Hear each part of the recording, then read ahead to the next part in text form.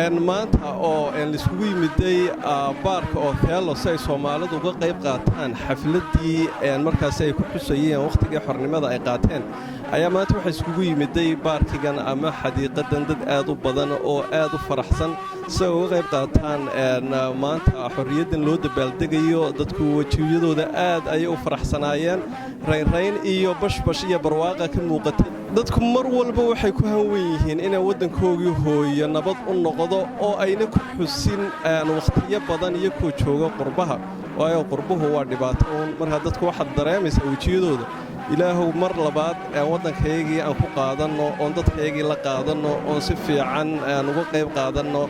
xornimadoonka iyo xafladan dhacdayba waan salaamaya oo xasan jaamac assalaamu calaykum. This is Mike McGinn, and I am here at the Somali Independence Day celebration.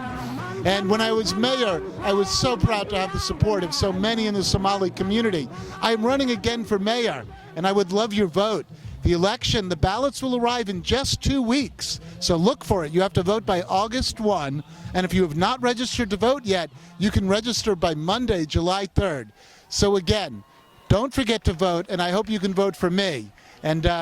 this is my wife, Peg, and both of us loved when I had the chance to be your mayor and we could come to your community as often as we did. Give us that chance again. Thank you. ummadda Soomaaliyeed meel caalamka ka joogtaba waxaan ku salaamayaa salaanta islaamka assalaamu calaykum wa rahmatullaahi wa barakaatu salaan kadib waxaan ku suganahay xaflad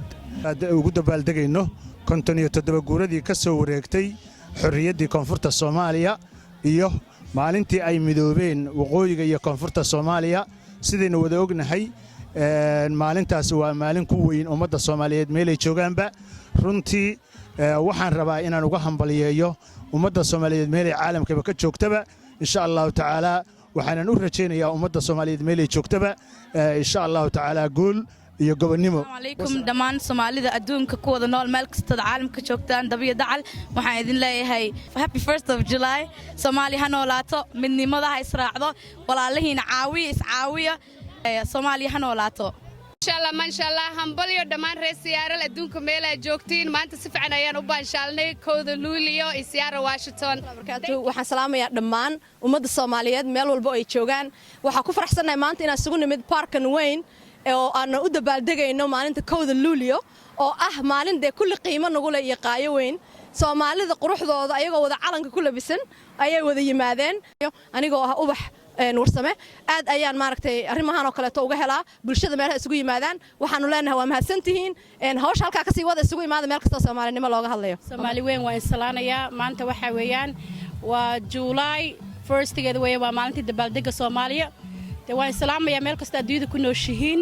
farxad wanaagsan barwaaqi bashbash insha Allah kowda luulyo iyo kalkaal iyo bishaar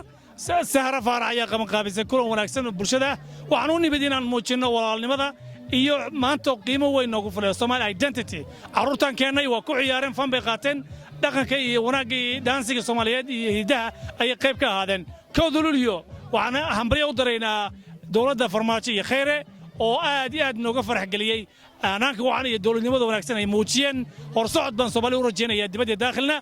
intaan mar kale ku kulmayno waxaan leenahay waa mahadsantihiin kalkaal oo media ka caawiya farsamadeeda thank you so much waa mahadsantihiin maanta ood ka soo qayb gasheen xafladeena quruxda badan oo ku qaban siyaaro Washington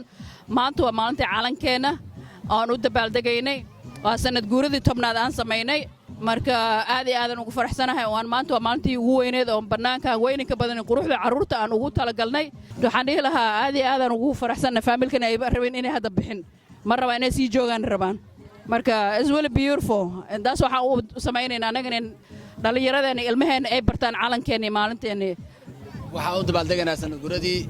1 July hadaan nahay reer Washington Seattle wax way xafladii ugu quruxda badnayd oo mataqaana lagu dabaaldegayo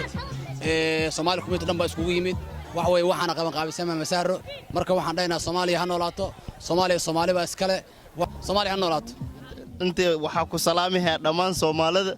Seattle Washington joogta maanta waxa way maalin calan guuridi waaye السلام عليكم دمانتين وأمال عبد الله فين كدمر كحلقة وحنا كسلامنا دمان دتك Soomaaliyeed adduunweynaha joogaanba sadalkan u aragtiin waxaan u dabaaldegaynaa maalintii 1 Luulyo dhammaan dadka Soomaaliyeed waxaan leenahay insha Allah Ilaahay subhanahu wa ta'ala wadankeena khayr ha inoogu badiyo baraka iyo maaragtay nabadgelyo Ilaahay wadankeena ha siiyo dadka Soomaaliyeed adduunka meel walba joogtiinba taageero dawladdiina iyo ciidamadiina xoog sida insha Allah ma sahro ayaa noo soo qaban qaabisay iyo dad badan saad u aragtiin meeshan oo laga dabaaldegayo reer Seattle ma sha Allah maanta meesha waxba ka dhigeen marka dhammaantiin waa happy 1 Luulyo farxadda 1 Luulyo la qaybsanayna insha Allah salaam Luulyo waxaan ku faraxsanahay inaan u dabaaldegno farxaddii 1 Luulyo waxaan soo imaanay magaalada Seattle waan ku faraxsanahay inaan ka soo qayb galo sanad walba waan sameynaa ma sha Allah sanad walba waxaan moodaa inay sii kordhayso xafladda dadka ay soo badanayaan marka insha Allah xafladda noo xigtana waxaan jecelnahay intan in ka badan inay noo timaado haddii Ilaahay admo Soomaali ha noolaato